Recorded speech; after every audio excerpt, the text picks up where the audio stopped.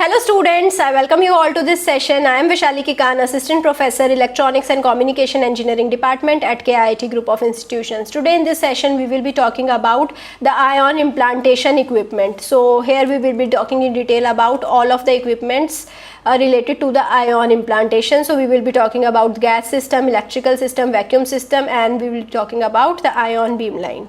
So first of all, this is our detailed ion implantation process. This is my semiconductor wafer. So here we have semiconductor wafer. We have to select which ion we want to implant. So we can select, we have the boron, the phosphorus or the arsenic. Then we can select the ion energy. Then we can select the beam current. Then we can supply the phosphorus, boron, BF3, PH3 and ASH3 in the gases or the vapor form, and it will be going to the next step. So now first we will be talking about the gas system. So special gas delivery system to handle hazardous gases are required.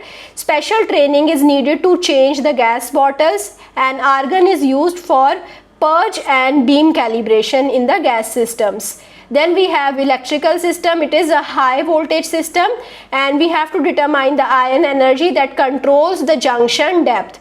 Then we have RF system. Some ion sources used radio frequency to generate ions. Then we can have vacuum system. In the vacuum system, we have to have high vacuum to accelerate ions and reduce our collisions. So MFP will be very high, greater than the beam line length. So it occurring at the 10 raised to power minus 5 to 10 raised to power minus 7 torr. Then we have turbo pumps and the gyro pump in this. Then we must have the exhaust system to create the particular vacuum. Then we can have the control system. In the control system, we have ion energy, beam current and the ion species. Mechanical parts are also there for loading and unloading. Wafer movements are there to get uniform beam scan. CPU board is there which is acting as the control board, and it will be controlling all of the processes. So control board collect data from the system, send it to the CPU board to process. CPU send instruction back to the system through the control board. Then we will be talking about the beam line. In the beam line, we have ion source, we have extraction electrode, we have analyzer magnet, we have post acceleration, we have plasma flooding system, and then we have AND analyzer. So you can see we have all of the things. This is my gas cabin. This is my electrical signal. These are rods which are connected to the electrical system. Then we have here the ion source. This is my vacuum pump. So here we have the analyzer magnet, which is used to rotate. So with the help of magnetic field, our ions will be rotated. Magnetic field will be giving some centrifugal energy or centripetal energy to the ions. So this is how our ions will be moving. So this is my beam line. I hope now you understood what are all of the things. This is my electrical system again, and here we have plasma flooding system. Then we have again vacuum pump, and our wafer are placed here.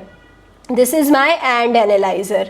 So we have ion source. Ion source is a hot tungsten filament that emits thermal electrons. Electrons collide with the source gas molecules to dissociate and ionize. Ions are extracted out of source chamber and accelerated to the beam line. RF and microwave power can also be used to ionize source gas. Then extraction. In the extraction electrode accelerates ion up to 50 kilo electron volt. High energy is required for analyzer magnet to select right ion species.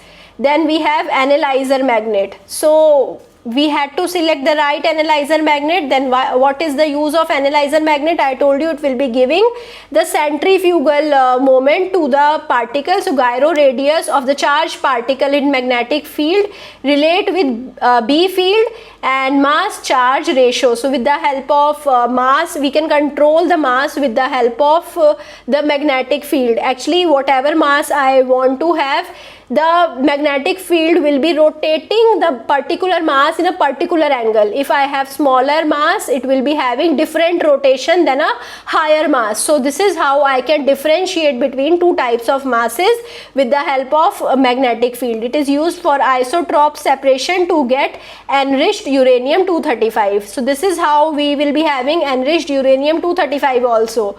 We are separating the masses. So if I have uranium-235 and uranium-237, if I have to separate them, I will be passing them, the high speed uranium is passed through the magnetic field, and the magnetic field will be rotating them at the particular angle, and with the angle we will be putting a slit. So here if I have a slit, and if my particular angle is this only, so in the slit the particular uranium particle will only pass through. So this is how I can separate our masses. So only ions with right mass or charge ratio can go through the slit. Then purified the implanting ion beam.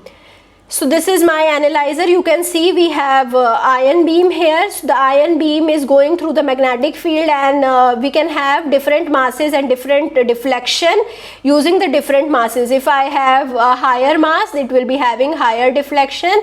So if this is my right mass ratio, M/Q ratio, so here we will be putting the slit, and through this slit we will be passing only the right M/Q ratio. This is my first tube, and we will be having smaller M/Q ratio which will be colliding here. Okay, so it will not be passing through the slit. The process, then CMOS applications, CMOS ion implantation requirements, implantation process evaluation. So these are all the things. Then first we have well implantation. For well implantation we require high energy and low current.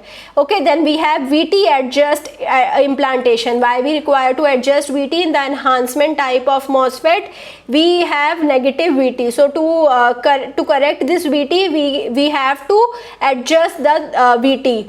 So for that we use low energy, low current ion implantation. Then lightly doped drain. Here we will be using low energy, low current ion implantation.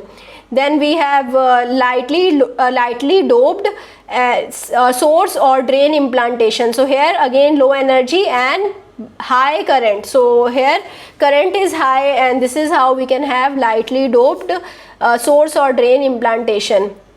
So we can have the various issues as well, like wafer changing, particle contamination, elemental contamination, and process evaluation. So these are all the issues that we have to deal with.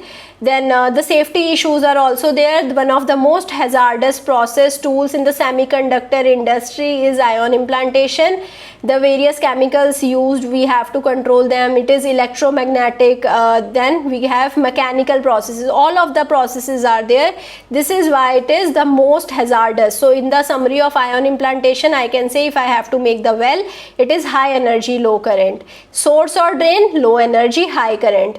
VT adjust, low energy, low current. Then LDD, it is again low energy, low current. So here I will be concluding my session. I hope you understood each and everything.